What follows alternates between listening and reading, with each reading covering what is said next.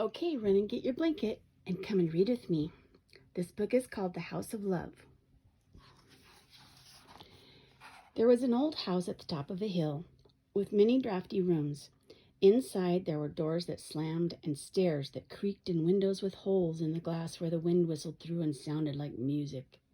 A tall oak tree grew in the front yard, and a sprawling holly tree in the back had plenty of branches for sitting. A big family lived inside. There were 5 girls, 2 boys, a mama, a papa, and a rescue dog named Phyllis.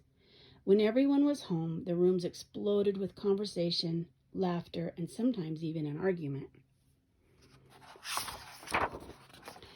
Mia Valentina was the youngest. February 14th was her favorite day of the year because it was Valentine's Day and her name meant My Valentine. Do you think the kids will be home in time for the party? Mia asked her mother. Absolutely, Mama assured her. What if Grace's game goes into overtime? What if there's another blizzard and they can't get back over the mountain? What if the car breaks down? Mia may have been the youngest, but even she knew everything they owned was old. There is no more snow in the forecast, and the station wagon is in good shape. Mia was relieved. No one in the Amore family has ever missed Valentine's Day. I'll make sure of that, and you can help. I can? Mia was so excited.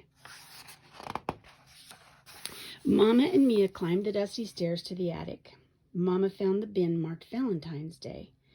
It was stuffed full with red decorations, long tinsel garlands, glitter hearts, cardboard cupids with velvet arrows, and lace doilies. Mia helped Mama carry the box down to the kitchen. They placed the bin on the antique washing machine. Before we decorate, we must do our chores, Mama smiled. I will help, Mia Valentina promised, and she did. Mia poured bubbly pine soap into a bucket. She dusted the low places where Mama couldn't reach, while Mama dusted the high places where Mia couldn't reach. Mia brushed Phyllis until her coat was shiny, and then she tied a shiny red party bow around the pup's neck. Mia watched as Mama washed the windows, careful to clean around the buttons her daughters had glued over the holes in the glass to keep out the cold. Mama wants to get new windows someday, but I like the polka dots myself. Mama stood back and grinned. Me too, Mia agreed. The parlor was the saddest room in the house. Sweeping and polishing and buffing would not help it one bit. I really have to do something with this room, Mama said. Dull strips of faded brown wallpaper clung to the walls. May I finally rip it down, Mia Valentina asked. Yes, but be careful. You never know when you will find a treasure in an old house, Mama said before she went upstairs to straighten up the bedrooms. Mia stretched and reached and pulled and peeled the brown wallpaper off the parlor walls. When she was done, she rolled a shard of the brown paper into a tube, turned it into a telescope, and spied through the hole like a pirate. Ahoy there, Mia, Mama said from the doorway as she looked around the parlor. Mia peered at her mother through the paper telescope. Mama looked like she was waving at her through the porthole of a ship. I knew you'd find a treasure, Mama beamed. A pretty wallpaper with hundreds of roses blooming inside a white trellis had been hidden under that dull brown wallpaper all along. It's an inside garden, Mia marveled. You make it one. Now this room looks like our Appalachian Mountains in the springtime, Mama said as she went to the foyer and lifted her garden shears out of the basket onto the shelf. Mia watched through a polka dot window as Mama stood on her tiptoes and snipped a perfect bare limb with many small branches from the oak tree. She waved at Mia with the branch as she trudged across the yard. Mama shoved the bare branch into the cracked pickle crock. Good one, she said. Mama stood on her tiptoes again. This time she pulled a bag of gumdrops from the shelf. She strung the red, orange, lavender, and green gumdrops with a sewing needle threaded with gold. She made a knot in the thread, which became a loop. Mama handed a gumdrop to Mia, who hung it on the tree. One by one, Mama made them, and Mia hung them up. Soon the candy tree shimmered with sparkling gumdrops. Now it's perfect, Mama said. I have 4 extra gumdrops. Mama placed them in Mia's hand. Mia savored the orange gumdrop, gave the green one to Phyllis, and put the other 2 in her pocket for later. Happy with their tree, Mama and Mia got to work and festooned the old house with the decorations from the bin. Top to bottom they went, up the stairs, through the rooms, and down the banister. Every room was bedazzled. Every corner had a cupid. Every door had a garland. Mama opened her purse and pulled out a handful of lollipops. She put them in an empty flower vase just like real roses. Then Mama tied a red velvet ribbon around the firewood in the kitchen. Mother and daughter unfurled a garland down the hallway on the way to the parlor. Mama said as she stood in the parlor. This room is missing something. Mama cut picture frames out of construction paper and hung them on the rose-covered walls.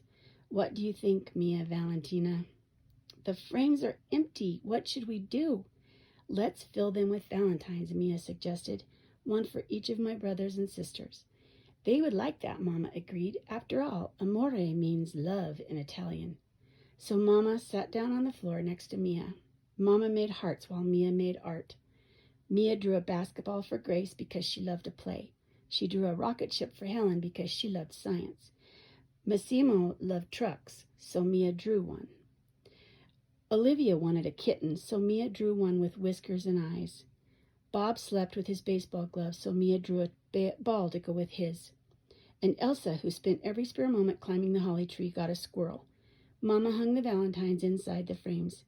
They're funny, Mia Valentina giggled. Mama checked the clock. Oh, no, we have to bake before everyone gets home, she cried. Don't worry, Mama, I'll help.